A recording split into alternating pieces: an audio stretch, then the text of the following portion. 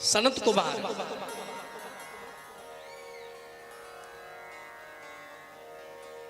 ये प्रश्न आज नंदकेश्वर भगवान से करते हैं कि हे नंदकेश्वर, आप कृपा करके बताओ कि आदि शिवलिंग की उत्पत्ति कैसे। बोले एक बार भगवान नारायण क्षीर सागर में शेष सैया पर विराजमान, भवानी लक्ष्मी उनकी चरण सेवा कर रही हैं और संपूर्ण पार्षदों से घिरे हैं भगवान नारायण।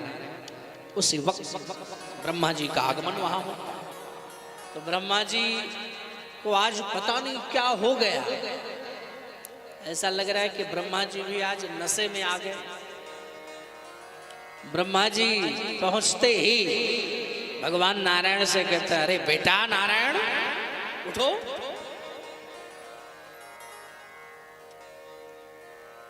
तुम्हें दिखाई नहीं पड़ रहा मैं तुम्हारा पिता तुम्हारे सामने खड़ा हूं और तुम लेटे हो।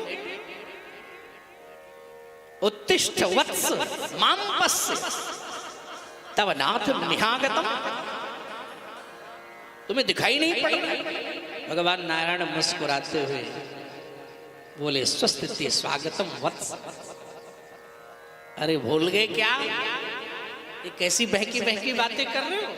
बाबा आप हमारे पुत्र हो, आपको मालूम नहीं कि हमने अपने नाभि कमल से आपको जन्म दिया था। बोले नहीं नहीं, ये सब हमें कुछ नहीं याद है, तुम हमारे पुत्र हो, हमारा रिस्पेक्ट करो, उठ खड़े हो जाओ। भगवान बोले तुम ऐसे मानने वाले नहीं बाबा, तो क्या करें। बहुत कुछ याद दिलाया, बोले तो अब हम तुम्हारे बेटा हैं या तुम हमारे बेटे हो, इसका फैसला हो ही जाए। लड़ाई के लिए दोनों लोग तैयार हो गए।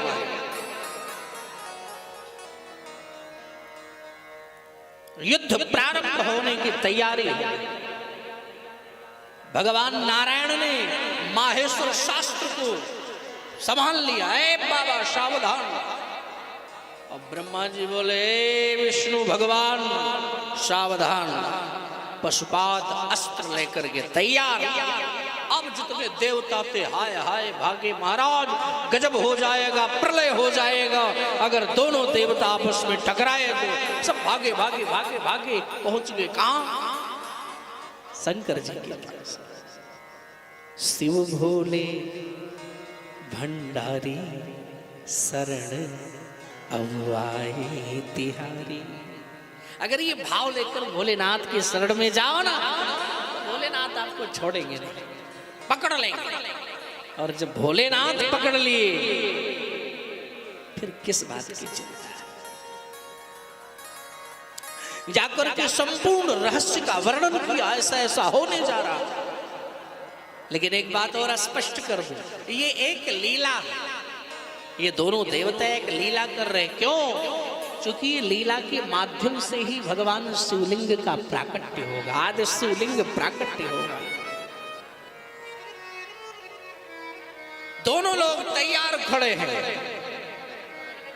और जब तैयार खड़े हैं भोलेनाथ, यहां देवताओं के कहने पर वो भी तैयार हो गए उस युद्ध को रोकने के लिए, और तैयार खड़े हो गए। पार्वती मैया भी उनके बगल में विराजमान, वो भी खड़ी हो गई। सबके सब तैयार, ये क्या होने जा रहा है। और जैसे ही उनका युद्ध शुरू होने वाला ही था, यानी वो अपना माहेश्वर शस्त्र छोड़ने वाले थे और वो पशुपात शस्त्र छोड़ने वाले थे, दोनों के बीच में, दोनों शस्त्रों के बीच में स्तंभ के रूप में भगवान शंकर ज्योतिर्लिंग के रूप में प्रकट हो गए। बोल शंकर भगवान की।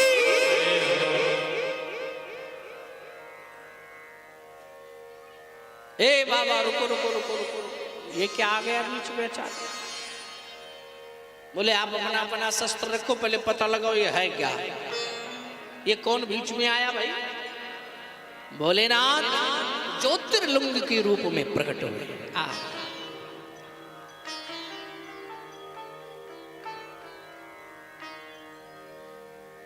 ऐसे है बोले इसका पता लगाओ कि ये कौन है, कहां से आए।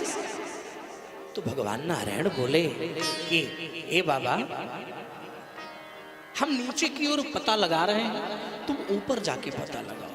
तो भगवान नारायण सूकर का रूप धारण किए और नीचे की ओर पता लगाने के लिए चले गए। और भोलेनाथ ब्रह्मा जी हंस का रूप धारण किए और ऊपर पता लगाने चले। सीधा अग्नि स्तंभ से होते होते, ज्योतिर्लिंग से होते होते रास्ते में ब्रह्मा जी को मिल गए। तो ब्रह्मा जी ने पूछा तुम कौन हो? बोले मेरा नाम केतकी है। बोले कहाँ जा रहे हैं? बोले मालूम नहीं। कहाँ से आए हो? बोले ये भी नहीं मालूम। बोले तो तुम हमारा एक काम करोगे? बोले क्या? बोले अब तो हमें मानोगी कि मैं बड़ा हूँ? बोले हाँ, अब आप हमारे पूज्य हैं, लाइए मैं आपकी पूजन अर्चन बंदन। और जैसे पूजन करने के लिए प्रारंभ हुए, षोडशोपचार पूजन, धूप दीप नैवेद्य इत्यादि लेकर के नारायण ब्रह्मा की पूजा करने के लिए आगे बढ़े। सो भोलेनाथ से रहा नहीं गया और उस ज्योतिर्लिंग से ही भगवान शंकर प्रकट हो गए। बोल शंकर भगवान की।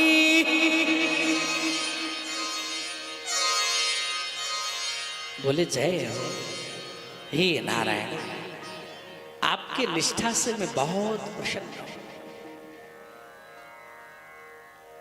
मैं आपको अपनी ही समानता प्रदान करता हूं। आप हमारे समान ही पूज्य हो और पूजनीय रहोगे।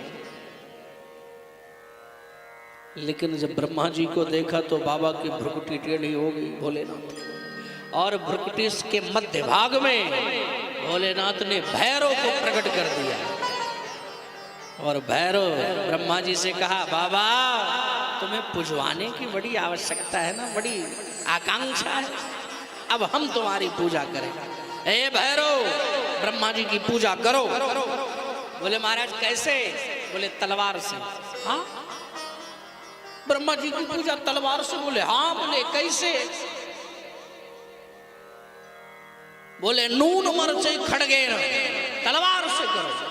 और उठाया तलवार भैरव ने, और जिस मुख से ब्रह्मा जी ने झूठ बोला था उस मुख को ही काट दिया। वैसे ब्रह्मा जी के 5 मुख थे, लेकिन वो मुख कटने से कितने बचे? जोर से बोलो, 4। लेकिन जब बार बार क्षमा याचना करने लगे तो माफ किया भोलेनाथ नहीं। और केतकी को भी समझाया, डांटा, है केतकी, तुम ब्रह्मा जी का पक्ष लेकर हमसे झूठ बोले। आज से मैं कह रहा हूं कि हमारी पूजा में तुम्हें इस्तेमाल यानी तुम्हें चढ़ाया नहीं जाए। हमारी पूजा में तुम्हारी कोई आवश्यकता नहीं। और केतकी का पुष्प आज भी निषेध है, ध्यान देना। भोलेनाथ के जब कभी भी जाओ तो केतकी का पुष्प कभी भी चढ़ाना, कि चढ़ाते हो? नहीं ना। और दूसरा एक फूल और वर्जित है, बताऊं कौन? मालूम है? नहीं मालूम। भोलेनाथ को केवल केतकी का पुष्प वर्जित है तो मालूम है, लेकिन दूसरा कौन सा है? हाँ? दूसरा नहीं मालूम। और सारे पुष्प प्रिय हैं भोलेनाथ को। जो किसी को ना प्रिय हो भोलेनाथ को प्रिय हैं, लेकिन केवल 2 ही पुष्प प्रिय नहीं है, एक केतकी और दूसरा जासवंती। दूसरा जासवंती। आपके मराठी भाषा में उसे जासवंती बोलते हैं, लेकिन हमारे उत्तर प्रदेश, बिहार, मध्य प्रदेश, राजस्थान, हर जगह उसे क्या? उड़द? उड़द नहीं, अड़हुल का फूल बोलते हैं, उड़हद नहीं। हाँ, गुड़हल। हाँ हाँ, आप उधर से ही हैं क्या?